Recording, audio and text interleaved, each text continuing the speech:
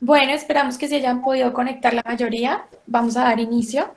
El día de hoy, la charla va a estar a cargo de la estudiante Erika Panqueva, estudiante de décimo semestre, de quien les habla Angélica Saavedra, una médica rural, y el tutor que nos ayudó en esta charla, el doctor Juan Carlos Osorno, que es residente de cuarto año de cirugía general, además de Nicolás, que es un estudiante de octavo semestre. Entonces, con esto vamos a empezar con la charla. Esperamos cumplir todas sus expectativas. Bueno, buenas noches. Entonces vamos a dar inicio con nuestra charla. Acá tenemos la tabla de contenido. Vamos a hablar un poco de historia de la paroscopía, la fisiología, las indicaciones y contraindicaciones, sobre áptica y pues una parte de pelvic trainer casero. Entonces, en cuanto a la historia, pues antes de comenzar, la palabra laparoscopia significa ver dentro del abdomen y viene de la raíz de dos vocablos de la raíz griega. Entonces, unas láparos, que significa suave o flojo, que posteriormente cambió a lápara para referirse a los flancos del abdomen, y escopo, que significa mirar y observar. En cuanto a la pronunciación de la palabra, hay cierto debate, puesto que el idioma español no respeta fielmente la acentuación griega original. Entonces, pues en España y varios países latinoamericanos pronuncian la palabra como si fuera grave, como un diptongo, donde la terminación ia pues es sin tilde. Y en México y otros países latinoamericanos, pues la dividen gramaticalmente en sílabas y la terminación, pues ia es un hiato, que pues es una situación gramatical, cuando dos vocales juntas se pronuncian en dos sílabas distintas, por lo tanto, pues lleva una tilde, que sería en la vocal tónica, que sería la I, entonces se lee la paroscopía o se pronuncia la paroscopía. Digamos que pues las dos son ampliamente aceptadas, entonces pues en cuanto a la pronunciación. Bueno, para hablar ya de historia, entonces los primeros registros que existen sobre el interés humano en explorar las cavidades corporales proviene de la antigua cultura griega y de la egipcia. Probablemente de los tiempos de Hipócrates en los años 460-375 a.C., provengan los primeros instrumentos con espejos que se utilizaron por primera vez para realizar como exploraciones, que principalmente eran en las cavidades naturales, en los orificios naturales. En la imagen podemos observar un instrumento quirúrgico de la antigua Grecia. En la siguiente imagen vamos a observar en la portada del Talmud babilónico, que data del año 1500 después de Cristo, donde algunos manuscritos que se contenían ahí y otros provenientes de la cultura hindú, pues hacen descripciones rudimentarias del uso de los instrumentos, de esos instrumentos con espejos que reflejaban luz ambiental para tratar de hacer exploraciones a través de los orificios naturales. La primera descripción como tal clara del uso de estos instrumentos para explorar el cuello uterino se atribuye a Abulcasis, que es un cirujano español de origen árabe que describió el primer endoscopio a finales del siglo XX, en los años 936 a 1013 después de Cristo. A partir de entonces y hasta finales del siglo XVIII, digamos que el interés y el desarrollo tecnológico de los instrumentos utilizados para que pues se llevaran a cabo esos procedimientos se mantuvo como en un nivel netamente rudimentario. Ya cuando hablamos del siglo eh, 18, Philippe Bossini fue un médico militar alemán que vivió hace muchos años cuando recién iniciaba la revolución industrial y la medicina pues no tenía como en ese entonces especialidades. Inventó el primer endoscopio del que tenemos conocimiento y pues en 1804 fue donde describió un conductor lumínico que constaba de una óptica y de una fuente luminosa que en esos momentos era luz de vela y una parte pues como mecánica que se adaptaba a la abertura corporal que pues se deseaba explorar, ya sea boca, nariz, oídos, vagina o recto, que pues para ese entonces eran los orificios naturales. Llegó a plantear procedimientos avanzados con ese instrumento pues que él creó para extracción de cuerpos extraños, para histerectomías transvaginales y para exploraciones de la cavidad abdominal a través de las heridas que se causaban por un trauma. Sin embargo, pues este instrumento no avanzó mucho debido a dos cosas. Pues la primera pues era la debilidad de la fuente luminosa que se utilizaba Y lo segundo, pues por el escepticismo de los colegas, pues finalmente él murió a causa de tifus 3 años después de su invento de conductor lumínico. Posteriormente, pues usando los mismos principios de Bossini, después del descubrimiento de los efectos anestésicos de cloroformo en 1846, aparece este urologo francés, Antonin Jean de Sormeaux, que mejoró el sistema de óptica en 1853 y pues lo hizo un poco más delgado, largo, angulado, y pues además adaptó una lámpara alimentada por una mezcla de combustible a base de petróleo, alcohol y aguarrás para mejorar pues la fuente luminosa, y lo llamó por primera vez endoscopio. Entonces él es conocido como el padre de la cirugía endoscópica. Luego que se introdujeran los principios de asepsia y antisepsia en 1867 y que Thomas Alva Edison inventara el foco eléctrico en 1879, aparece otro urólogo, Maximilian Nitze, era alemán, donde pues utilizó el foco eléctrico que creó Thomas Alva Edison y lo adaptó como una fuente de iluminación en su endoscopio, y pues a este señor se le atribuye como la idea de usar lentes de aumento en su endoscopio para mejorar la claridad de las imágenes de las superficies observadas. Pues cabe resaltar que trabajó de la mano con un fabricante de instrumentos médicos y un especialista en óptica. Vamos a los años de 1900 a 1920, donde aparece George Kelling, fue un médico alemán especializado en enfermedades gastrointestinales, interesado específicamente en los sangrados digestivos. Pues él inventó un esofagoscopio flexible utilizando un insuflador manual, como se ve en la imagen, para generar una presión intraluminal de 50 milímetros de mercurio y así cohibir los sangrados. A este procedimiento él lo llamó el taponamiento con aire. Luego él se interesó por todos estos sangrados intraperitoneales que, pues, por su elevada mortalidad quirúrgica durante las laparotomías, pues lo llevó a desarrollar esa idea del taponamiento con aire para realizar por primera vez una celioscopia que pues hoy ya en día se conoce como laparoscopia.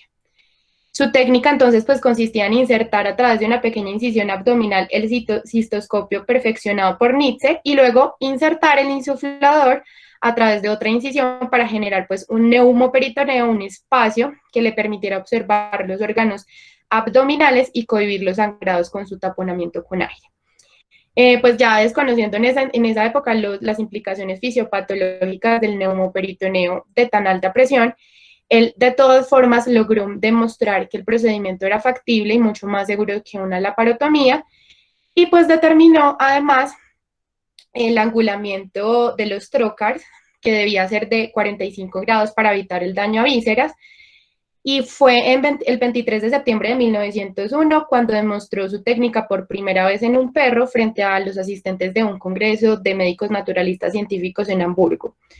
Digamos que gracias a su trabajo, él fue el primero en establecer en el campo de la laparoscopía moderna, es decir, un abordaje ya abdominal con 2 sitios de acceso con insuflación artificial. Pero pues él quedó satisfecho como con el interés que tenía por los sangrados abdominales, entonces pues no, como que encontró como otras aplicaciones para su técnica. De manera paralela a Kelling, pero pues sin conocimiento de los experimentos de él, aparece este médico sueco especialista en medicina interna, Hans Christian Jacobs, interesado pues en tratar la asitis causada por tuberculosis peritoneal. Entonces pues él reportó en 1910 170 páginas de sus experiencias clínicas en laparoscopia y pues alertó acá a la comunidad médica sobre los riesgos de lesiones intestinales durante la laparoscopia. Pero pues como él no era cirujano, digamos que esto también impidió que sus intereses progresaran para buscar pues otras aplicaciones. ¿Qué pasó después? Bueno, llegamos a los años en 1920 a 1950, que fue llamada esta época el dominio del neumoperitoneo, donde para esta época pues comenzaron a publicarse diferentes estudios acerca de la absorción del aire insuflado en la cavidad peritoneal, donde aparecen estos cirujanos alemanes Otto Goetz y Roger Korsch y el ginecólogo húngaro János Beres, que diseñaron sus propias agujas con el fin de establecer el neumoperitoneo y el neumotórax para que pues la entrada de los trócares fuera un poco más segura. Y pues estas agujas contaban con un sistema obturador que se disparaba por un resorte. Cuando se atravesaba el tejido, pues se cubría el bisel de la aguja y pues evitaba lesión visceral. En la imagen vemos a Janos Verés y a las agujas que diseñó él. Posteriormente, el suizo Richard Zollikofer fue el primero en reconocer y popularizar los beneficios del dióxido de carbono en lugar pues, de aire ambiental para insuflar el peritoneo. Pues sin embargo, todavía existían como limitaciones técnicas para ese entonces, como visión limitada, incapacidad para controlar los sangrados, las complicaciones del neumoperitoneo, las quemaduras por el cauterio, pues las lesiones viscerales o vasculares. Pues esta época es muy importante porque dio florecimiento a la laparoscopia como un instrumento diagnóstico, porque pues vamos a ver que más adelante la utilización de la laparoscopia como operatoria ya pues tendría que esperar como un tiempo más prolongado.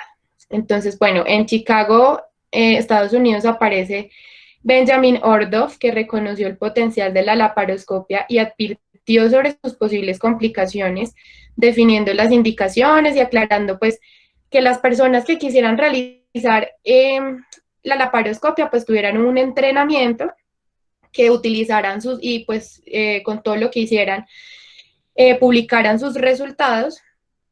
Luego, en 1937, el médico internista naval John Ruddock publicó en Surgery, Gynecology and Obstetrics su experiencia en 500 procedimientos que llamó peritoneoscopias y pues le dio otra utilidad también a la laparoscopia, que era la toma de biopsias.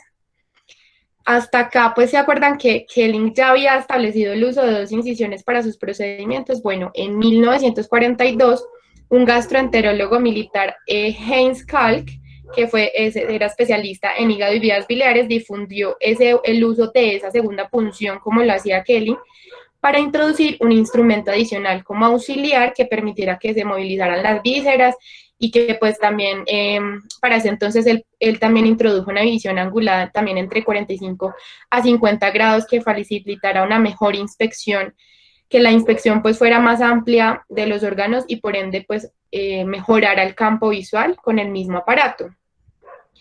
Para este entonces los trocars eran así de este tamaño. Luego empezaron pues a hacerse muchos procedimientos en Europa y en Estados Unidos, pero pues hubo una época entre 1940 y 1960 que la laparoscopia cayó en desuso en Estados Unidos porque ellos pues decían que era un riesgo, que era un procedimiento a ciegas, que podía haber riesgo de daño a vísceras huecas, entonces pues cayó en desuso en esa época para Estados Unidos. Y pues para esta época también el ginecólogo Raúl Palmer recomendó que pues la presión no debía excederse 25 milímetros de mercurio y que se debía monitorear siempre la presión en los pacientes. Ya para la época de 1950-1985 apareció, pues fue llamada redefiniendo el endoscopio, donde se desarrolló ya la laparoscopia operatoria, debido pues a todos los eventos que se presentaron después de la Segunda Guerra Mundial. Entonces pues en este avance pues principalmente se dio por el físico matemático, el profesor Harold Orance Hopkins, con su perfeccionismo del lente laparoscópico, y pues gracias al alemán Karl Strauss también se logró pues la incorporación de un sistema de transmisión de luz fría, un vástago pues en el vástago del lente, lo que pues evitaba el número de quemaduras por el calor de la fuente de luz. Fue gracias al alemán Kurt Sem, a mediados de los 60, que se fabricó un aparato de insuflación automática que registraba las presiones intraabdominales y el flujo del gas. Y pues hasta acá con todo lo que les he contado, pues los cirujanos laparoscopistas realizaban los procedimientos bajo visión directa de los órganos abdominales a través de un lente, pero pues todo esto cambió con un trabajo que realizó el francés Soulas, donde conectó por primera vez una cámara blanco y negro que pesaba 50 kilogramos, pues acá la vemos en la imagen, pues era algo gigante. Kurt Sem tiene una estrellita porque este personaje fue una estrella de rock literalmente, porque además de que realizó un sistema de irrigación, también pues creó el aplicador de sutura con nudo prefabricado, creó las tijeras de gancho, el morcelador de tejidos y el pelvic trainer. Pues era un duro, pero pues fue muy criticado por muchos colegas que lo tildaron como de loco, y pues incluso él llegó a proponerle a los cirujanos generales realizar las colecistectomías de manera laparoscópica, pero pues ellos en esa época se negaron, hasta que en 1983 Lukichev describió la primera laparoscopia la colecistectomía laparoscópica para el tratamiento pues de colecistitis aguda, pero pues la publicación que él hizo era en ruso, entonces pues no tuvo, lastimosamente no tuvo una muy buena difusión.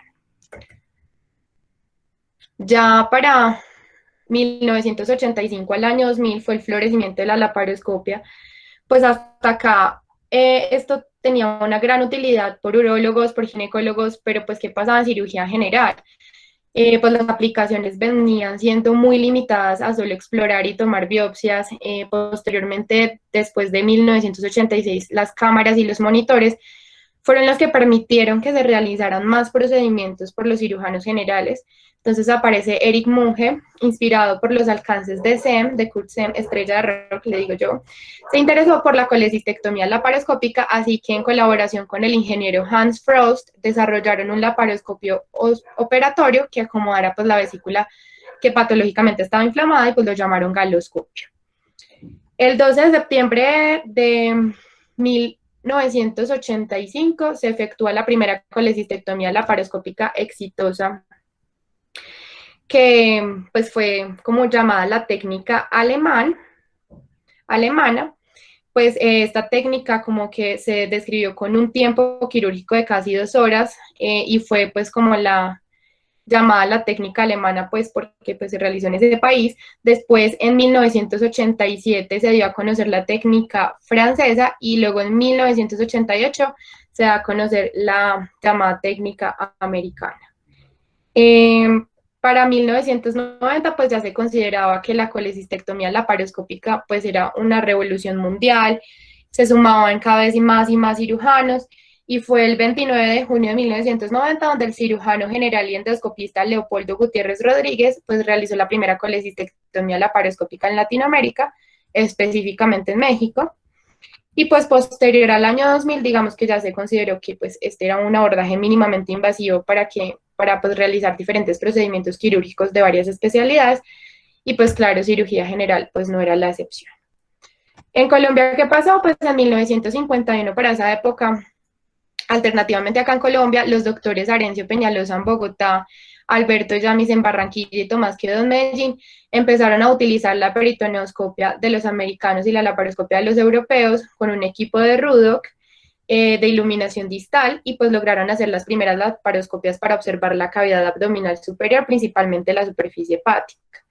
Digamos que los pioneros pues acá en Colombia y pues también pues a nivel mundial fueron los ginecólogos, y pues en noviembre de 1972 lo que sucedía en Colombia es que el doctor Gonzalo Echeverry, director de Profamilia, aceptó un curso ofrecido por la Universidad de Johns Hopkins, y en 1973 se dictó el curso práctico en el Hospital Infantil Lorencita Villegas de Santos, donde asistieron los doctores, diferentes doctores, donde asistieron también diferentes observadores acá de la ciudad de Bogotá. La técnica preconizada por ellos pues se utilizaba con una sola punción y anestesia local, y pues lo convirtieron en un procedimiento ambulatorio. Esto pues también dio inicio como a un programa de esterilización laparoscópica en Profamilia con la ayuda del doctor Miguel Pulido en 1973, pero pues esto no fue acogido como en todos los hospitales porque en esa época habían muchos conflictos a nivel de la Iglesia Católica. Entonces Profamilia como tal desarrolló un programa de laparoscopia en su propia clínica piloto, instaló quirófanos equipados, un quirófano equipado pues para operar con las garantías que necesitaban los pacientes y pues los cirujanos, y pues fue Colombia entonces el primer país de Sudamérica pues que dio este servicio, no solo en la laparoscopia como método de esterilización femenina, sino como fue el primer país en establecer una clínica de esterilización voluntaria tanto femenina como masculina. Ya los doctores Guillermo López Escobar, Eduardo Cázares Álvarez y Luis Armando Muñoz en 1974 publican las experiencias que tuvieron con 534 laparoscopias realizadas en este programa. Se realizaron las primeras en Medellín, luego en Cali, en Manizales inician el programa de laparoscopia en 1976. Y aquí a la derecha vemos 1991, un año después de que los mexicanos, que es donde se presenta la primera experiencia en Colombia de colecistectomías laparoscópicas, con un reporte de 60 casos realizados el 26 de enero al 23 de mayo de 1991 en la clínica Country de Bogotá, Y pues en esta época se intervinieron 47 mujeres y 13 hombres con edades entre 19 y 81 años. En total fueron 52 casos de cirugía programada y 8 casos de urgencia, que fue la primera experiencia pues en nuestro país.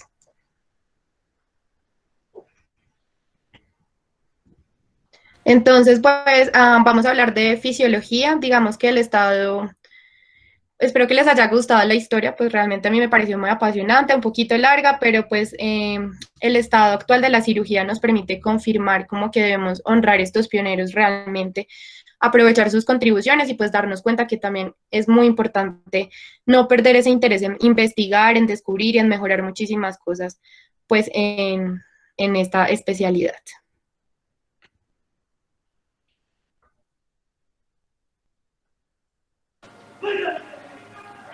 Bueno, ya para hablar un poco de la fisiología de la laparoscopia y de la presión intraabdominal, vamos a empezar con conceptos básicos. El abdomen es una cavidad cerrada. Este presenta paredes rígidas, dado por los últimos arcos costales, la columna vertebral y la pelvis. Y vamos a ver que los componentes flexibles de la pared abdominal van a estar dados por el diafragma y por el componente muscular y de tejidos blandos. También vamos a ver que la pared abdominal presenta una elasticidad de sus paredes y que su contenido van a determinar esa presión, la cual ya vamos a definir cuáles son los valores normales. La presión intraabdominal, vamos a ver que en algunos casos es un estado fijo dentro del abdomen, la cual puede aumentar durante la inspiración por contracción del diafragma y a su vez puede disminuir en la expiración por relajación de este músculo, por lo que se afecta directamente por el volumen de aquellos órganos sólidos de las vísceras huecas, de pacientes en los que se presenta ascitis, en los que hay lesiones de sangre o hay aumento o disminución del retorno venoso, y en los peores casos de lesiones ocupantes de espacio, como son los tumores, y en el caso de las mujeres embarazadas, el útero grave. También vamos a ver que hay otras condiciones que pues no vienen o no vamos a explicar en esta charla, que van a limitar la expansión de la pared abdominal.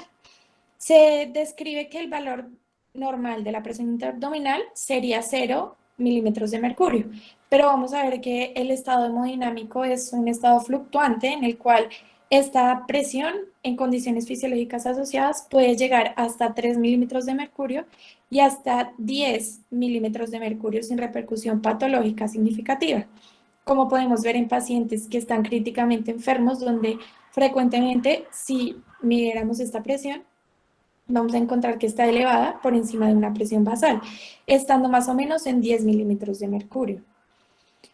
También nos referimos aquí al CO2, que es el gas utilizado más comúnmente en el neumoperitoneo. Este presenta una alta solubilidad y gran capacidad para difusión. Además, se prefiere porque es fisiológico y farmacológicamente inerte. Se ha descrito que se lleva a una presión estándar abdominal de hasta 12 milímetros de mercurio, la cual ha demostrado ser adecuada para la mayoría de procedimientos quirúrgicos que son llevados por esta vía. También se ha descrito que a esta presión se minimizan los efectos adversos, no hay aumento del dolor posoperatorio y no hay gran impacto hemodinámico. Ya más adelante les voy a explicar cuáles cambios genera el neumoperitoneo en el cuerpo. Se describe que un aumento de la presión intraabdominal mayor de 12 milímetros de mercurio va a cambiar la dinámica de la cavidad. A su vez, la cavidad abdominal también está cubierta por una cavidad peritoneal.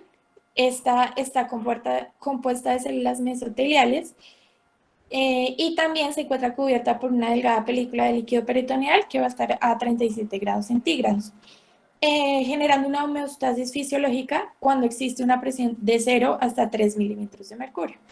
Por lo mismo, decimos que crear y mantener un neumoperitoneo va a alterar las circunstancias, generando unos efectos físicos, químicos y biológicos.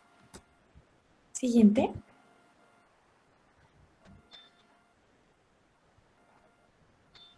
Una de las grandes controversias a este nivel es si usar presión alta o presión baja, cuáles ventajas trae esto. En realidad les voy a explicar cuáles son las ventajas y desventajas de cada uno, pero al final vamos a ver que es decisión del cirujano, tanto la pericia y la seguridad del paciente, que es lo que debemos evaluar. También debemos mirar aquí que al momento de la anestesia se genera un bloqueo neuromuscular profundo. Esto nos permite una relajación completa del abdomen, de su musculatura, inmovilizando el diafragma y facilitando así una ferulización de la pared abdominal, mejorando el campo de visión quirúrgica por la insuflación del neumoperitoneo. Nos basamos en un artículo el cual miraba las repercusiones hemodinámicas y fisiológicas del el aumento de la presión intraabdominal. En este estudio se definió una presión estándar de 12 a 16 milímetros de mercurio, una presión alta mayor de 15 milímetros de mercurio y una presión baja menor de 12 milímetros de mercurio. En este estudio se realizó una búsqueda de literatura y metaanálisis de ensayos controlados aleatorizados para poder investigar el impacto de varias presiones intraabdominales, como ya les describí, baja, estándar y alta. ¿Cómo se evaluaron los resultados? Se evaluaron resultados quirúrgicos, se evaluó también la información del paciente y el uso de recursos asociados para poder aumentar la presión intraabdominal. En este estudio se basaron sobre todo en la colecistectomía laparoscópica. Vamos a ver que también las bases utilizadas en este estudio fueron Medline, Embase, PubMed, la biblioteca de Cochrane y se filtró información desde el 2016. También se añadió una literatura gris, como lo fueron actas de congresos y unos ensayos clínicos que se encontraban en curso. Lo que nos pareció interesante también en este estudio es que intentaron mirar si el aumento en la presión intraabdominal haría algún efecto al momento de poder definir si convertir una laparoscopia a una cirugía abierta, pero se concluyó en la mayoría de los estudios que se revisaron que esto no generaba ningún impacto. También al momento de evaluar los pacientes, se evaluó el dolor mediante una escala análoga visual entre 0 y 10. Se evidenció, o lo que se pudo concluir de la revisión, es que las cirugías con presión baja se asociaron con disminución significativa del dolor a las 24 horas respecto a las cirugías que se utilizaba presión alta. Sin embargo, se describe que la presión alta produce mayor ferulización de la pared abdominal anterior, generando una burbuja de CO2 intraabdominal más profunda de lo que sería en una laparoscopia con un neumoperitoneo de presión baja, ya que en la depresión baja o estándar se maneja un volumen de 2 litros a 4 litros. Entonces se determinó que un volumen de 3 litros a 4 litros de CO2 insuflado establecía presiones intraperitoneales de 10 a 15 milímetros de mercurio. Asimismo, pudimos ver en el mismo estudio qué fuerza era mejor según la presión que se ejercía dentro del abdomen. Entonces, se describió que una fuerza descendente de 3 kilogramos a un trocar umbilical se generaba una burbuja de CO2 intraabdominal que generaba un cambio de 0 a 15 milímetros de mercurio en la presión intraabdominal y que en estos casos la punta del trocar en la mayoría tocó el contenido abdominal. Asimismo, se hizo el mismo ejercicio con una presión de 25 milímetros de mercurio, generando o se evidenció que se generó una burbuja de gas de CO2 de al menos de 4 centímetros de profundidad, la cual se mantuvo en todos los casos y se describió que la punta del trocar nunca tocó el contenido abdominal, por lo cual de este se pudo concluir que con una fuerza de 4 a 6 kilogramos de fuerza, en ninguno de los casos se tocó contenido abdominal. También se describe que si se usan trócares desechables, se requiere la mitad de la fuerza a la misma presión. Otro de los estudios de los que pudimos hacer revisión se realizó en 8.997 laparoscopias utilizando presiones de entrada de 25 a 30 milímetros de mercurio. En esto, de todas esas cirugías, solo se describieron 4 lesiones intestinales y una lesión de los grandes vasos. En todos los casos de las lesiones intestinales se evidenció que la causa de esto fue que el intestino se adhirió a la pared abdominal anterior, generando tanto la lesión de la víscera como la lesión vascular. Y asimismo, una pérdida inadvertida en neumoperitoneo durante la inserción del trocar. Entonces, lo que podemos concluir de aquí es que aunque la técnica de entrada de alta precisión es más fácil para el cirujano y más seguro para el paciente, los cirujanos a veces o describan en el estudio se tornan reacios a aceptarlo por temor a comprometer la salud del paciente. Ya más adelante les voy a comentar qué cambios genera el aumento de la presión. Además, se ha demostrado que en los estudios generando un neumoperitoneo transitorio de alta presión no genera alteraciones hemodinámicas que generen alto impacto al momento de terminar la cirugía y en el posoperatorio. Asimismo, se compara esto con el aumento de la presión intraabdominal al momento de colocar al paciente en posición de Trendelenburg, que igual lo mismo generaba efectos transitorios que no repercutían al final. Entonces, la presión alta, ¿qué ventajas tiene? En una presión descrita de 20 milímetros de mercurio, pues hay menos lesión de órganos abdominales y mayor ferulización de la pared abdominal.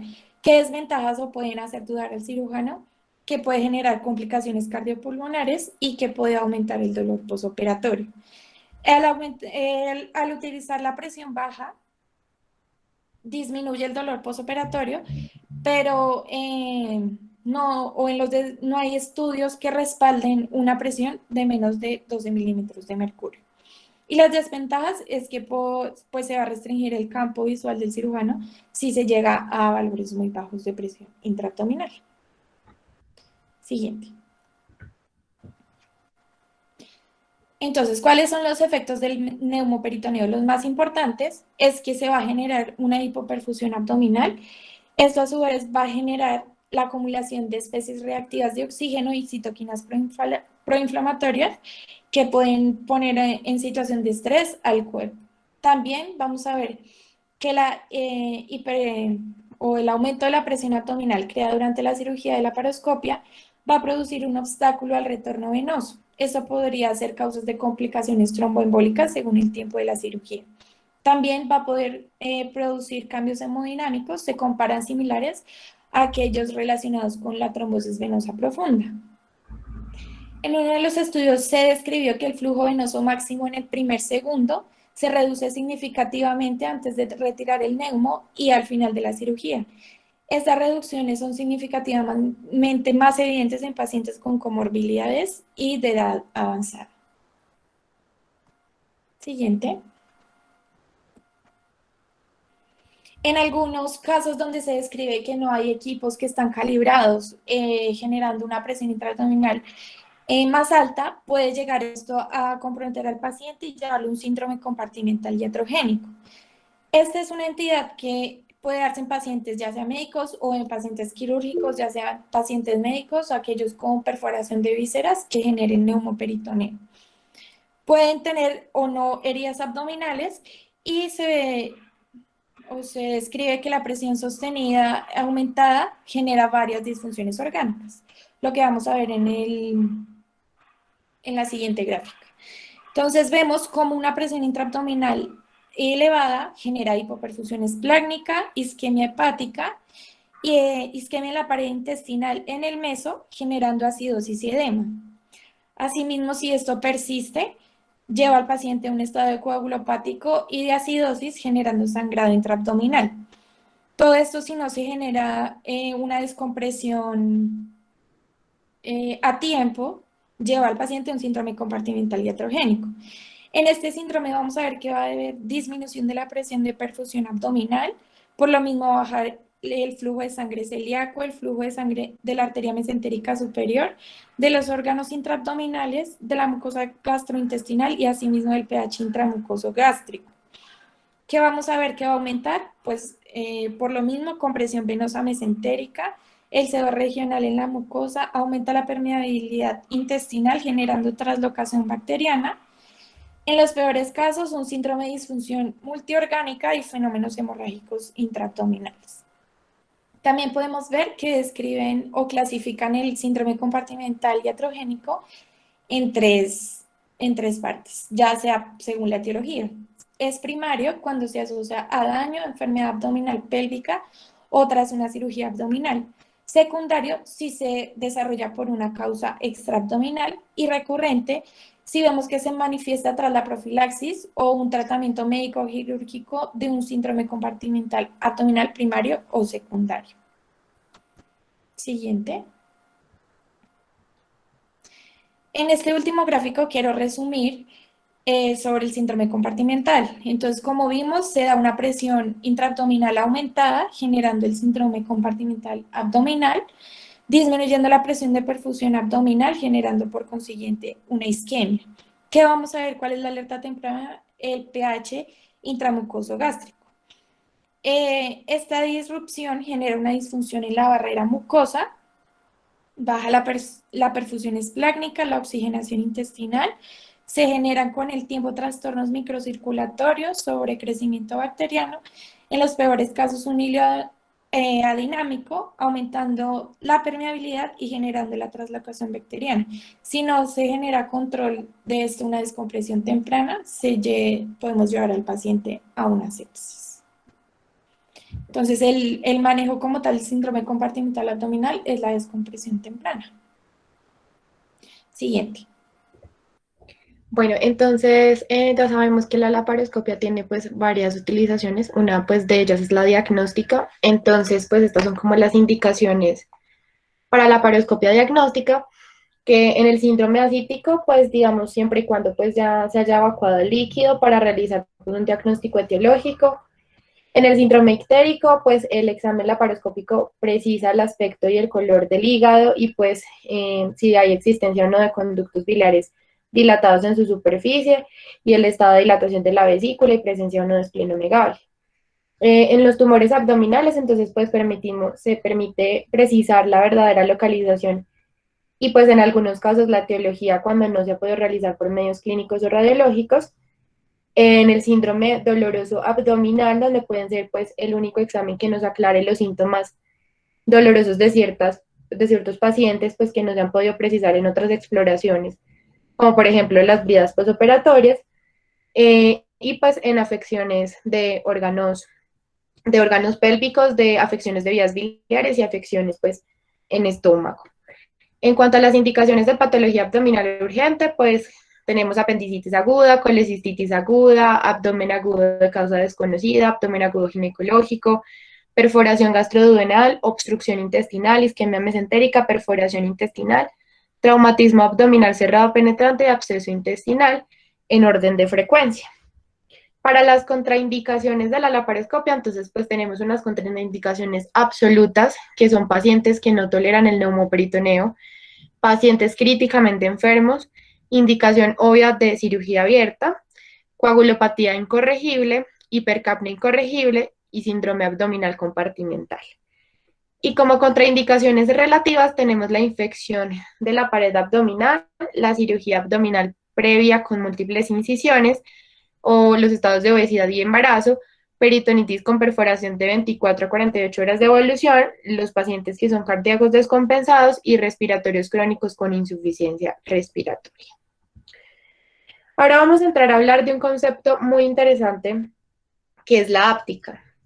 La áptica proviene del griego apto, que significa tocar o pues relativo al tacto, y pues esta ciencia estudia las reacciones que tienen los seres humanos frente a diferentes estímulos táctiles procedentes pues del exterior, es decir, la capacidad de interactuar con un entorno por medio del sentido del tacto con una serie de receptores que envían información de textura, de forma, de tamaño, de relieve. Hay unas interfaces ápticas que proporcionan realimentación de fuerza, que aportan datos relacionados con dureza, peso, inercia del objeto virtual, las interfaces que proporcionan una realimentación de fuerza táctil que permiten adquirir los datos, pues, tales como la geometría, el objeto virtual, la rugosidad, la temperatura, y las interfaces que proporcionan realimentación de fuerza propioreceptiva, que pues nos dan información acerca de la posición del cuerpo del usuario o pues de su postura. Entonces, pues la laparoscopia, pues ya hemos venido hablando, es una técnica que permite la visión de la cavidad abdominopélvica, con la ayuda de un lente óptico y pues a través de una fibra óptica que pues por un lado transmite luz para iluminar la cavidad, mientras que pues por otro lado pues también mientras mejor dicho se van observando las imágenes del interior con una cámara conectada en el mismo lente. Entonces pues el entrenamiento que necesitamos para realizar pues los procedimientos mínimamente invasivos dependen mucho de la educación y de la mejora del sistema sensorio-motor áptico que debemos pues tener nosotros como pues futuros cirujanos o pues especialistas.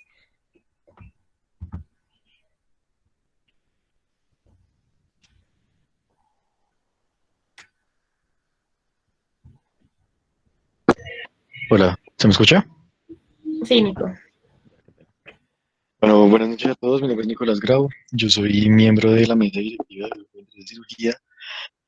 Eh, bueno, pareciera que esta parte de la charla no tuviera que ver en realidad pues con lo que estamos hablando, pero es realmente la justificación de lo que es la áptica. Y por eso quiero explicarles, según la clasificación que nos dan los videojuegos, la experiencia que nos pueden dar, qué visión nos puede brindar cada uno que nos puede pues, llegar a ser útil sobre todo el tema. Entonces, bueno, hablándoles un poco de mi experiencia desde pequeño, pues siempre he estado muy metido en este mundo de los videojuegos. Realmente, pues alrededor de mi vida, pues me han acompañado eh, de bastantes géneros, en bastantes consolas. Realmente es algo que me gusta mucho hacer y es algo que le brinda muchas experiencias a uno, sobre todo la manera de cómo uno los utilice. Y por eso es que lo primero que les quiero hablar es de los controladores o de los modos en los que nosotros podemos desarrollar la parte del videojuego, cómo nos podemos mover y cómo podamos interaccionar con el medio que este nos da. Entonces, digamos, primero lo que más conocemos nosotros son los controles o los mandos. Aquí en la izquierda tenemos el primero que, por ejemplo, es un control de Xbox. Lo que hacemos con él básicamente es dirigir a nuestros personajes o las acciones que nos van a dar cada uno de estos videojuegos por medio de botones y de palancas, las cuales nos van a brindar el movimiento y que cada una de estas nos puede hacer que realice cierta u otra acción dependiendo de lo que nosotros deseemos. Eh, por ejemplo, en el caso de los gatillos que tienen en la parte de atrás, podemos calibrar ciertas acciones como, por ejemplo, qué tanto corre un personaje, o qué tanto queremos que apunte, o qué tan rápido queremos que dispare, o qué tan cerca queremos que haga zoom, por ejemplo, una mira. Entonces es algo que en lo que nosotros estamos con nuestros dedos y mandando las indicaciones de lo que queremos hacer.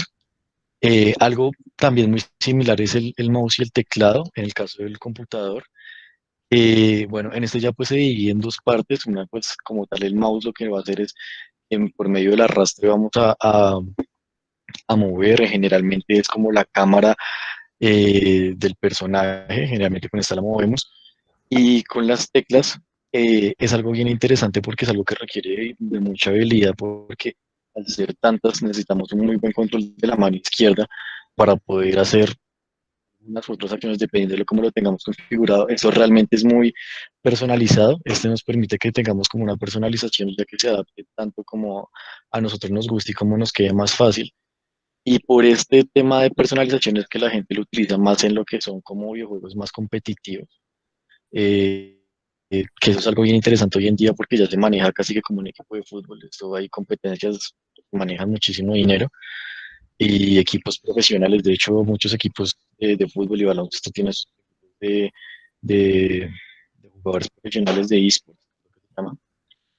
Y ya por último, esto es como un vestigio de lo que ha sido como más revolucionario hoy en día, que son los simuladores en realidad virtual. Uno de los primeros que se vio fue los controles del Wii, que lo que ya hacía más que dar los movimientos y las acciones y los gestos por botones, los daba ahora por el movimiento de la mano y del brazo. Digamos que una pequeña evolución de esto es este dispositivo que está en la mitad que sacó el PlayStation, que se llama el PlayStation Move, que ya es un, digámoslo así, un escaneo del movimiento de nuestro cuerpo, donde nos permite meternos ya más en que no solo oprimimos el botón y hacemos cierta acción, sino que nosotros mismos tenemos que hacerla para poder ver cómo se refleja esto en nuestro personaje o lo que estemos manejando. Y como lo último y lo más de lo más avanzado que hoy en día es lo que está aquí a la derecha, que es ya los visores de realidad virtual con, con los controladores, y de hecho tienen hasta escáneres que se ponen que se organizan en la sala para que puedan captar todos nuestros movimientos de cuerpo completo, desde de todo el tronco y los miembros inferiores. Eh, Estos son bien interesantes. Este puntualmente que está acá se llama el HTC Vive, y son muy, muy, muy interesantes porque nos permiten literalmente meternos en un mundo virtual donde todo lo que nosotros hagamos acá se va a ver reflejado en el personaje de adentro. Entonces, eh, literalmente es como entrar en otro mundo ya dentro de la pantalla. ¿Puedes seguir, Eri, por favor? Bueno, entonces ya aquí entramos como a los géneros de los videojuegos. Eso es como ver una película, realmente hay muchas formas, hay muchos de estos que nos cuentan diferentes historias y que tienen diferentes formas de juego y diferentes finalidades. De los más famosos que vemos son los juegos de rol puro o RPG, que eh, hay dos que son muy importantes diferenciar. Son los First Person Shooters o roles eh, tiradores en primera persona, como por ejemplo el Call of Duty Warzone, que es un juego que está muy de moda hoy en día.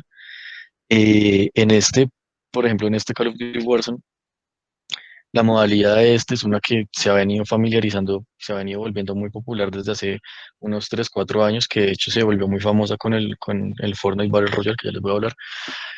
Y es un mapa muy grande en el que pues cada personaje, cada persona son alrededor de 150 jugadores, caen en un mismo mapa y tienen que empezar a buscar todos pues, sus armas y recursos para sobrevivir. Y este lo que va a hacer es que forma un círculo. A medida que pasa el tiempo se va volviendo más pequeño y más pequeño y más pequeño, con la finalidad de que los jugadores se encuentren unos con otros, se vayan eliminando unos con otros, y el último equipo que queda o la última persona que queda en pie entre esos 100 es el que va a quedar campeón.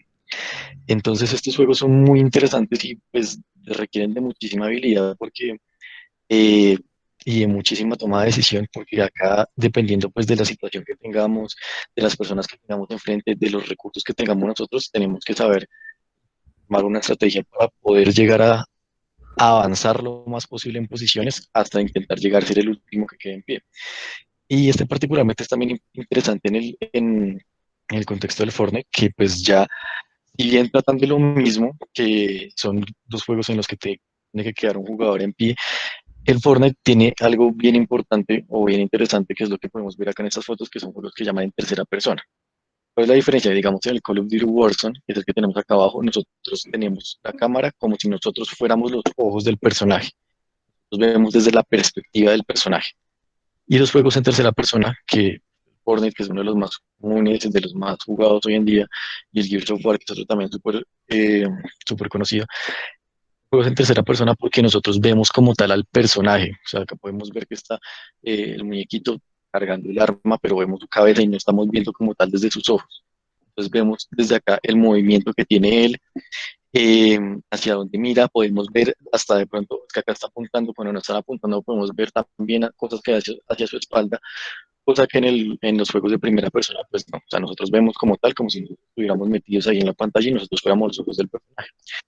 Digamos, el Fortnite tiene algo muy interesante, que es una dinámica de construcción donde nosotros podemos poner paredes, escaleras, pirámides que nos ayuden a cubrirnos, a formar coberturas para tener ventajas sobre otras personas. Es muy chévere verlo porque las personas que saben manejarlo muy bien y saben construir muy bien pueden tener una ventaja mucho mayor que las que tienen las otras personas que, por ejemplo, solo saben disparar y apuntar muy bien. Es otra cosa. Necesitamos muchísima habilidad para poder enfocar lo que son las armas y disparar al lugar donde nosotros queremos y a donde queremos. Además de que hoy en día eh, los controles y los mandos y todo esto nos dan la posibilidad de que el retroceso del arma nos dé en el control. Entonces también tenemos que saber manejar mucho lo que es el movimiento de la mira del arma para poder saber nosotros hacia dónde vamos a disparar y obviamente pues tener un mejor resultado en cuanto a lo que es el juego. Dentro de estos juegos de rol, pues bueno, hay muchos subtipos. Realmente la definición para esto es meternos en la piel del personaje. Puse estos ejemplos para hablar como de lo que es primera y tercera persona, pero también hay juegos medievales, no sé, de cocina, realmente hay muchos. Los más populares son estos de rol acción, que puntualmente son estos dos que les estoy mostrando acá, o por ejemplo el típico juego del caballero medieval que mata dragones y demás. Eh, Son los que más se conocen, pero digamos que en los juegos de rol simplemente es meternos en la carne y hueso de un personaje para pues vivir como su vida, como puede seguir.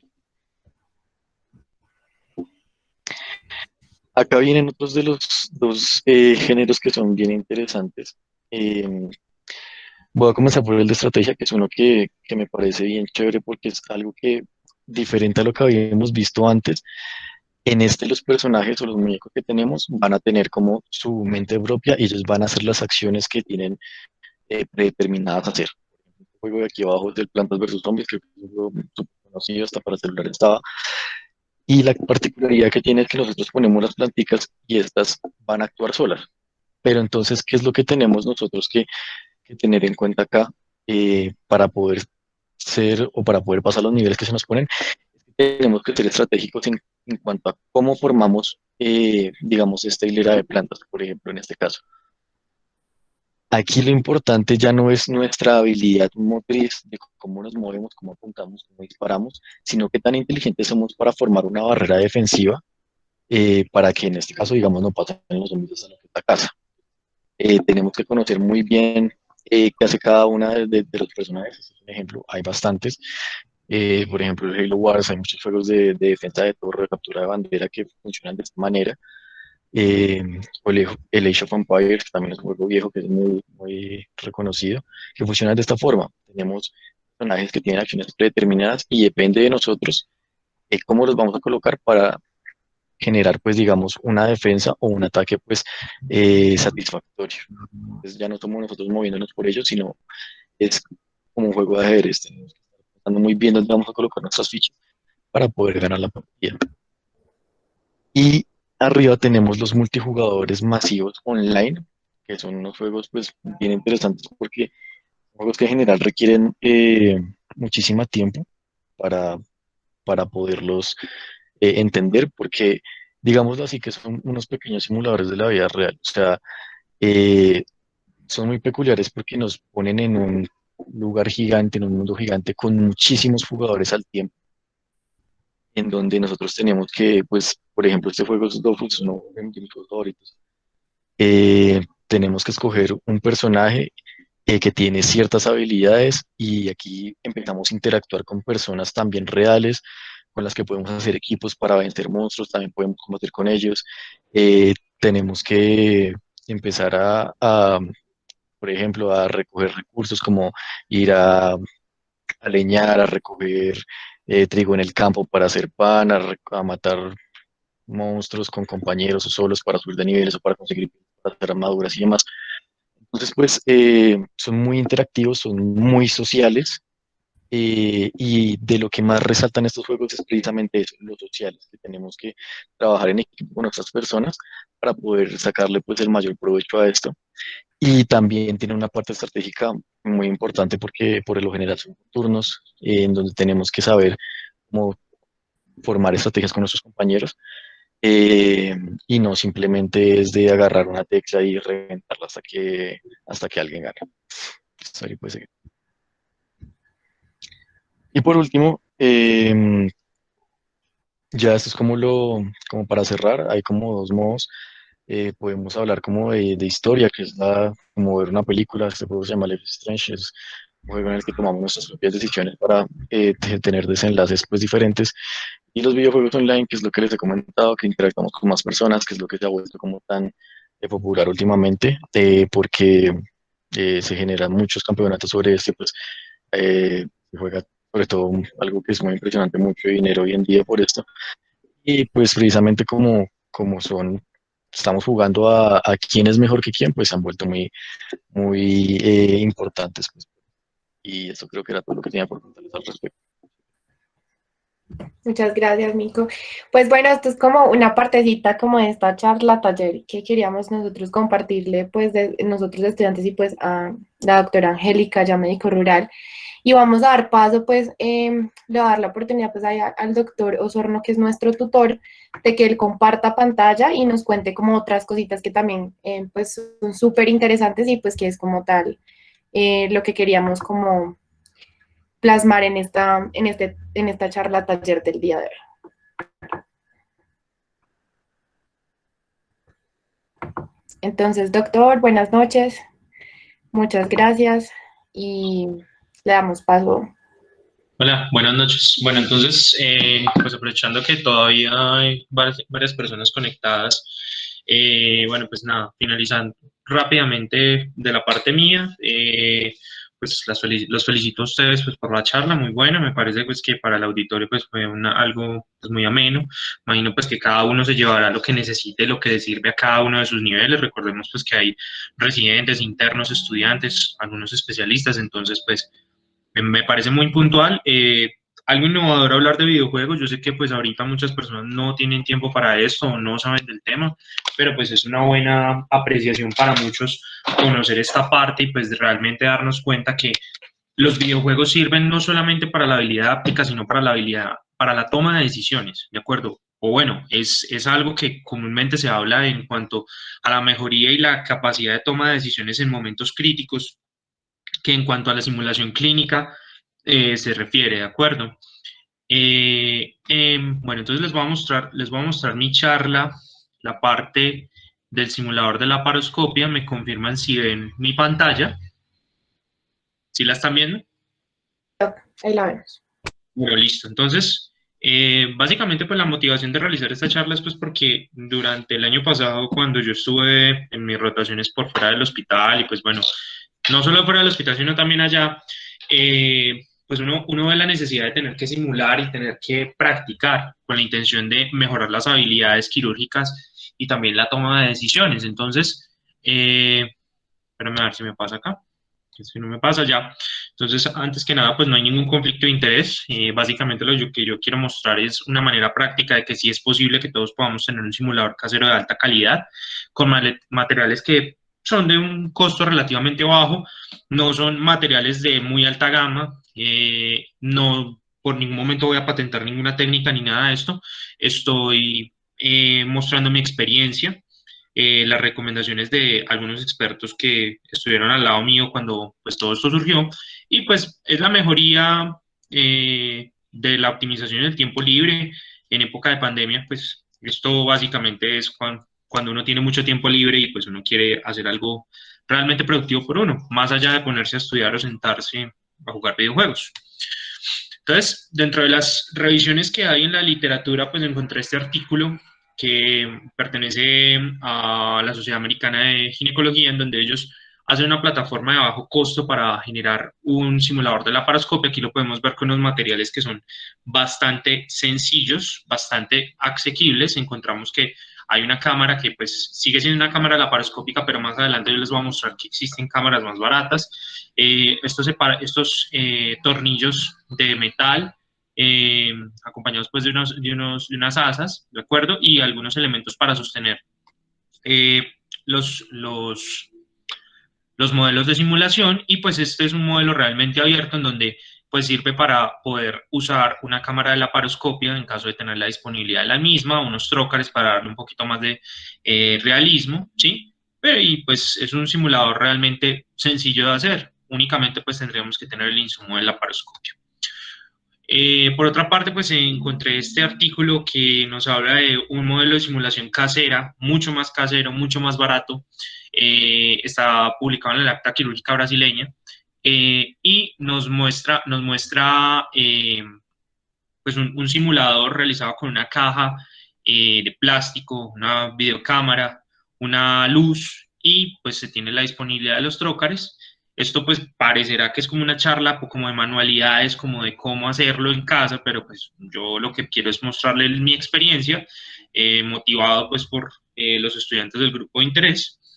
Y aquí tenemos el primer acercamiento pues que tuve a un simulador realmente pues de tipo casero, convencional, que es del doctor Sebastián Grisales, que muy amablemente me cedió esta fotografía que tenemos un simulador que está basado en una caja de plástico, tenemos una fuente, una cámara que nos da la visión. Este iPad pues obviamente pues tiene muy alta resolución, entonces nos va a servir para poder ver lo que estamos haciendo, y unos cuantos trócares que son de reuso y pues para simular el diafragma o el, mejor dicho, la pared abdominal, pues donde se va a encontrar el trócar, pues están unos elementos de caucho. Este pues es un simulador casero que él hizo. Realmente tomé con base en esta recomendación, pues cómo hacer el mío y con lo que encontré en internet. Y pues la motivación es para todos ustedes, pues para que ustedes mismos hagan sus propios simuladores, y pues tomen la mejor decisión en cuanto a los materiales. Un momento que se me perdió la presentación. Listo. Los materiales que yo usé, pues básicamente fue una caja de plástico, unos cauchos antideslizantes, una cinta LED, una cámara frontal que ahorita les voy a mostrar qué tipos de cámaras existen, un conector eléctrico, unos adaptadores, que son los adaptadores que vienen con la cámara y con las cintas LED. Todo esto lo pueden conseguir en cualquier almacén de electrónica o inclusive en Home Center o cualquier pues, almacén. Realmente esto se puede conseguir en cualquier sección de electrónica, pintura, ganchos y pues realmente la motivación de poder hacer un trabajo en vacaciones. Entonces aquí tenemos la caja de plástico, pues ahí la marqué, hice varios orificios. Realmente lo que quise seguir fue el principio de triangulación, en donde vamos a alinear al cirujano, la cámara y el objeto en un solo punto. Entonces la idea es generar un punto donde va a estar la cámara y pues varios puntos por donde van a entrar los trócares. Aquí pues vemos la cajita que la estaba pintando. Estos son los antideslizantes plásticos, estos los venden en cualquier supermercado, en cualquier Panamericana, Éxito. Advierto, no tengo ningún conflicto de interés, solo pueden comprar donde sea. Realmente yo solo me basé en casi un ensayo y error, todos los días pues mirando qué podría servir y qué no podría servir. Entonces lo que hice fue, a través de los huecos que se le hace a la cajita, pues pegarlos para que quede una especie de diafragma, ¿de acuerdo? Y a través de él poder meter los elementos de la paroscopia.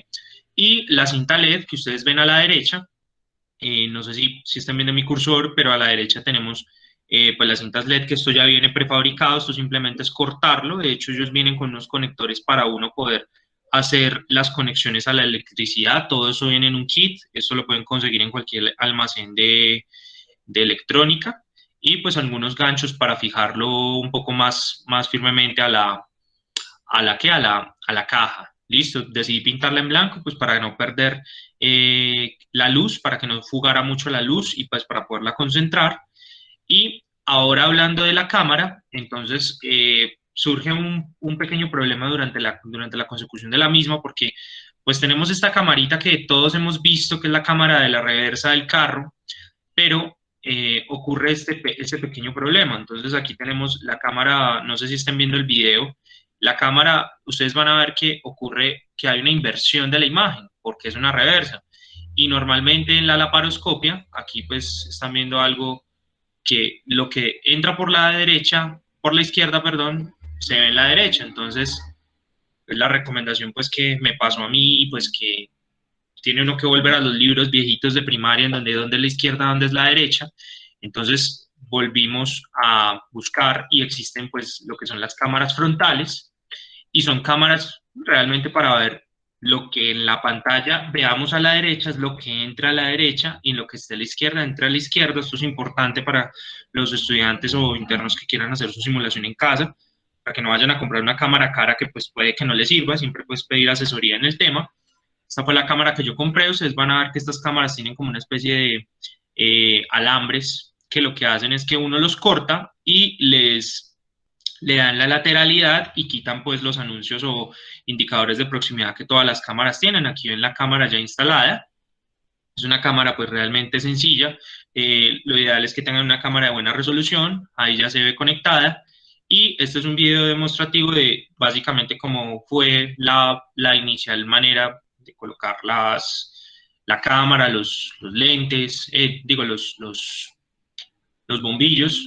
Y aquí podemos ver en un televisor cómo se logra ver un simulador. Aquí usé pues unas baquetas para poder mostrar que sí funcionaba.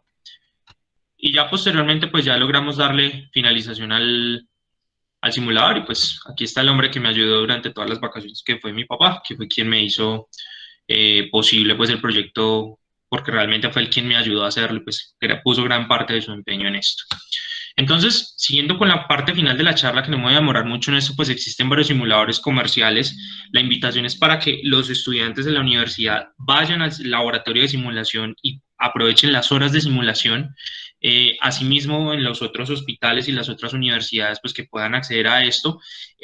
Nosotros no somos una escuela formal de laparoscopia como tal, no tenemos un fellow de cirugía laparoscópica, pero tenemos la posibilidad de el mínimo acceso en la gran mayoría de las cirugías, tanto en cirugía general, cirugía de gineco y urología, asimismo en ortopedia, hay bastante posibilidad de artroscopia pues para todos los estudiantes que están presentes. Aquí podemos ver que los simuladores básicamente lo que tienen es una pantalla, una cámara, una fuente de luz y varios sitios de ingreso, varios puertos. Y si ustedes ven pues el modelo no dista mucho de lo que uno hace en casa. Realmente pues sí se necesitan más tiras de luz para poder hacer. Existen varios modelos, varios tipos, de varios precios. Obviamente tenemos unos de muy básica resolución como el de la izquierda y pues nos encontramos con simuladores de muy alta fidelidad como el de la derecha, que pues tenemos disponibles en nuestro servicio.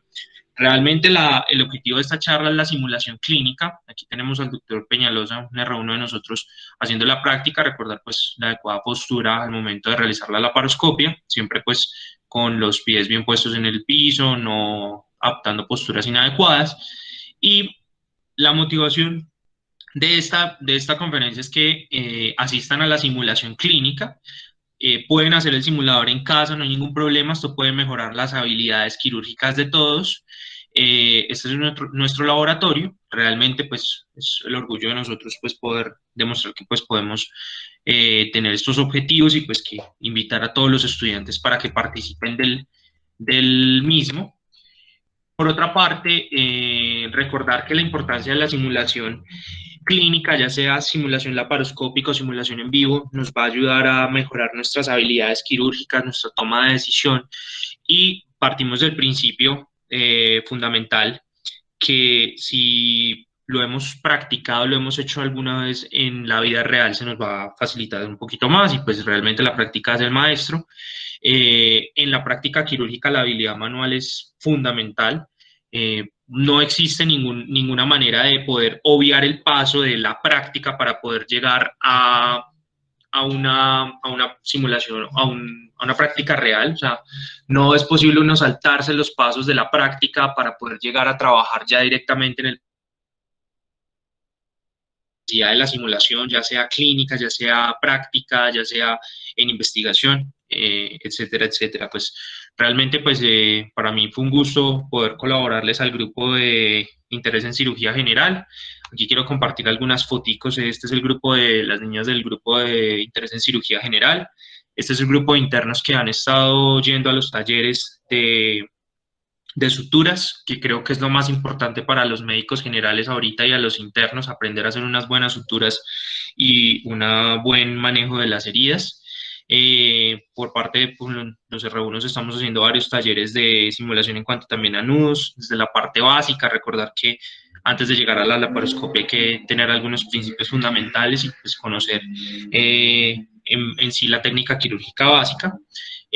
Por aquí tenemos a las R3, que pues ya nosotros inclusive en semestres avanzados hacemos talleres de cosas que en otros lugares podrían ser básicas. El grupo de R2, lastimosamente no tenemos ninguna foto de simulación por lo que ocurrió en el momento de la pandemia, pero pues las fotos de la simulación con ellos las hemos realizado en el Hospital Militar Central. Este es mi grupo de compañeros, que somos ya los actuales R4 del servicio. Nuevamente darles las gracias, recordar pues siempre la disponibilidad de todos nosotros para ayudarles en lo que necesiten y pues en las consultas, y finalmente pues darles los agradecimientos a mi papá, que fue quien hizo posible todo esto, y pues nuevamente gracias por la invitación.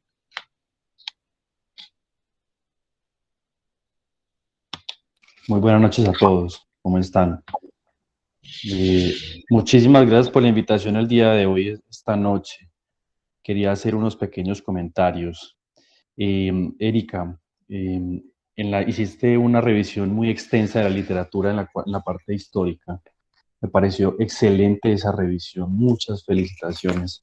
Utilizaste muy buen material didáctico y se notaba que tenías mucho control del tema y mucho dominio del tema. Muchas gracias, Querías, doctor. con gusto. Angélica, hiciste una muy buena revisión del tema, también me gustó mucho. Tengo solamente dos cositas para agregar. Tú y yo somos millennials, al igual que todos los millennials, y nos gustan mucho las imágenes, la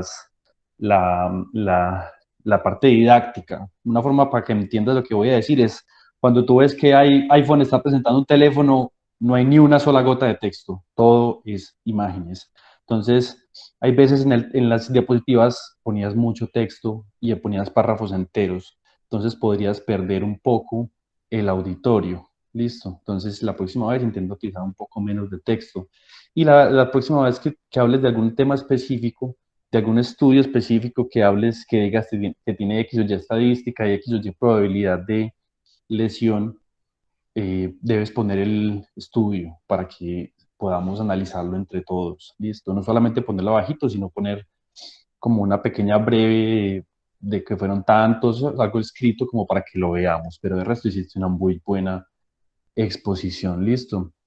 Listo, Nicolás, gracias. con gusto.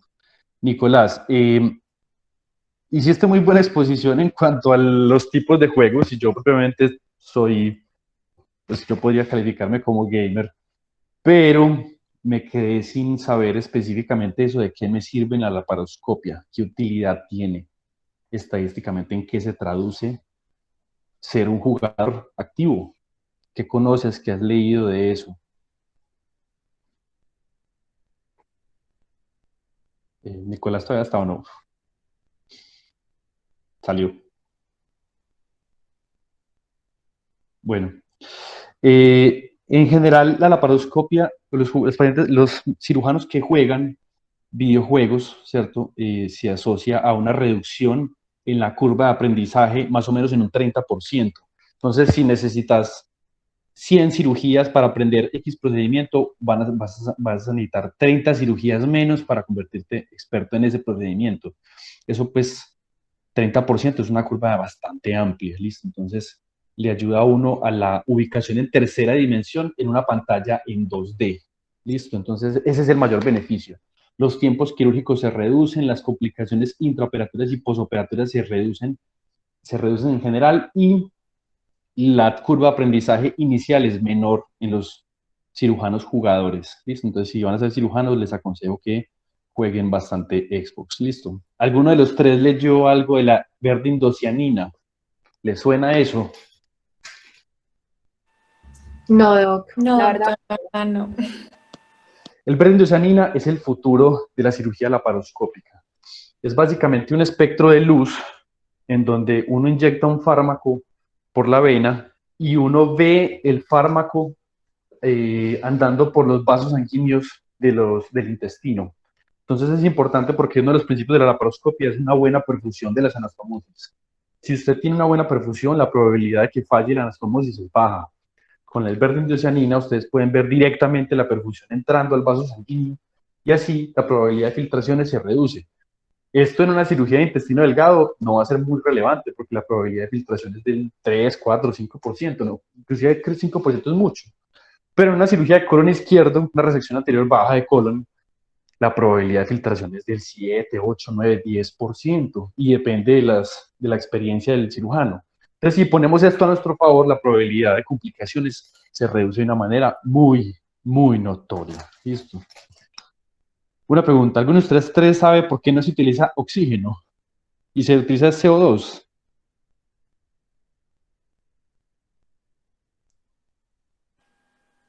No, doctor, me corcho. Es un dato autista, literalmente. El oxígeno es explosivo. Entonces, las primeras experiencias con el oxígeno, los pacientes explotaron y murieron. Pues muchos pacientes murieron por ese motivo. ¿Listo?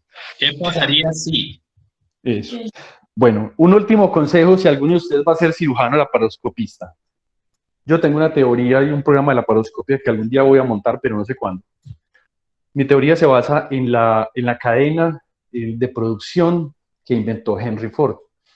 Cada trabajador tenía una función pequeña, poner una tuerca, ¿cierto? Puede que no fuera mucho, pero la suma total iba a producir un carro.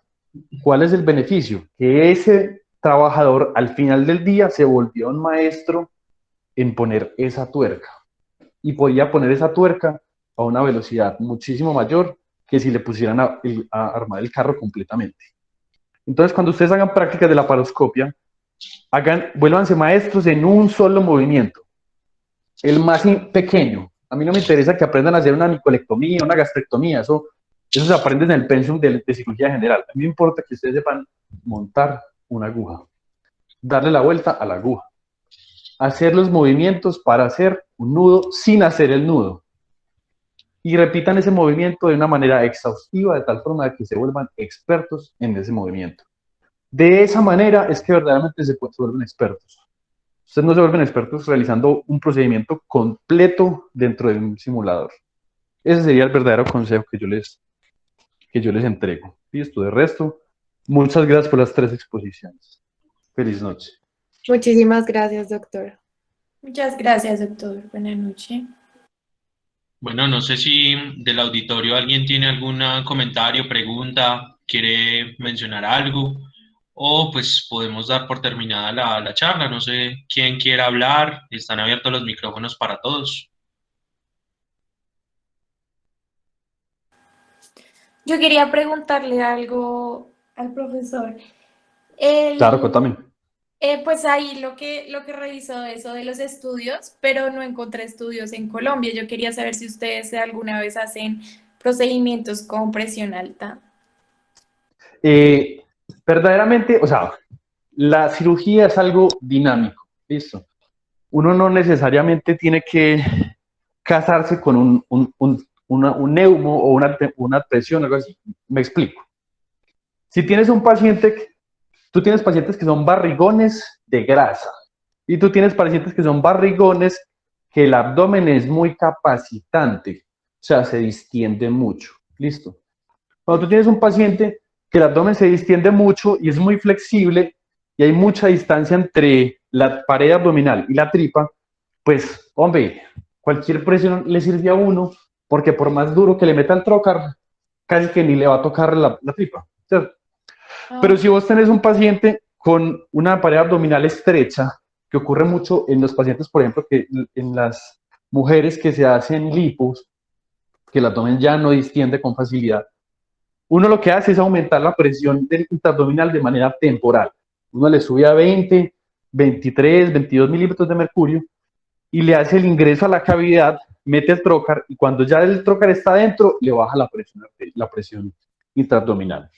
¿Por qué? Se me ha olvidado eso de las exposiciones. O sea, existe una muy buena descripción de qué es lo que pasa dentro de la tripa, pero es que eso es algo como, la tripa aguanta mucha isquemia. ¿A qué es lo que voy? Cuando tú sabes, una pregunta, ¿tú sabes cuál es la presión venosa central fisiológica? Fisiológica. ¿Sabes cuál es? No, doctor, no sé. Cuando tú lees el protocolo de Rivers, te dicen, utilice 8 a 12 milímetros de mercurio. Esos 8 a 12 milímetros de mercurio son después de reanimar, después de meterle líquido. La presión venosa central fisiológica es cercana a 0. Si la presión venosa central, que es la presión medida en la aurícula, es cercana a 0, significa que en la cava también probablemente sea cercana a 0. 2, 3, 4 milímetros de mercurio no sea mucho, ¿cierto? Okay. Cuando tú aumentas la presión intraabdominal por encima de 15 milímetros de mercurio, 15 milímetros es mucho más alto que la presión de la vena cava. ¿Sí me entiendes? Entonces, sí. ¿Qué es lo que pasa? Disminuye el retorno venoso. Si disminuye el retorno venoso, disminuye el llenado ventricular derecho. Si se disminuye el retorno de llenado ventricular derecho, ¿qué es lo que pasa? Por fuerza de Starling, disminuye el gasto cardíaco y se produce una inestabilidad hemodinámica. Ese es el verdadero problema de las presiones altas. Entonces, un paciente con una falla cardíaca no tolera altas presiones del neumo y obligatoriamente, con un neumo común y corriente de 15 milímetros de mercurio, el paciente ya está maluco. Entonces, el anestesiólogo obliga a bajar el neuma. ¿Listo? Entonces, verdaderamente hacer un estudio en donde uno coja 20 pacientes y le ponga 20 y a los otros 20 le ponga 15, muy poco probable que eso sea realizado. Pues yo verdaderamente nunca he visto estudios asociados, pero sería interesante pues realizarlo. Pues. Y como te digo, o sea, eso es algo dinámico. O sea, yo lo subo momentáneo, meto el trocar y salgo y le bajo la presión. Pero Ay, nunca he visto pues en Medellín pues, ni en Colombia estudios similares. listo, doctor, muchas gracias. Con todo el gusto. No, Sebas, muchas gracias por la, por la ayuda, por la participación. Obviamente sí, eso uno no ha visto estudios de esa clase. Sería interesante ver, listo, estuvimos hablando de simulación, de videojuegos. Bueno, aquí en Colombia, alguien que se anime a hablar del tema. Sería muy interesante poder contar con eso porque seguimos siendo un país pues ya en proceso de desarrollo, pero pues no tenemos mm, como el reconocimiento como en países desarrollados que pues la alta carga de jugadores de videojuegos y pues obviamente sería interesante poder discutir el tema ya en un aspecto más académico, pero, pero bueno, sí, es interesante también. No, yo creo que ya por ahora ya dijimos todo lo que hay que decir, ya está tarde pues para que todos vayamos a descansar, entonces muchas gracias por todos por la participación. Nuevamente, Sebas, gracias por aceptar la invitación y a los compañeros del Grupo de Interés en Cirugía General, gracias nuevamente por invitarme para hacer parte de esta charla. Muchas gracias, doctor, y gracias a todos también por su asistencia y que tengan buena noche. Muchas gracias. Hasta luego. Feliz noche. Buenas noches, gracias.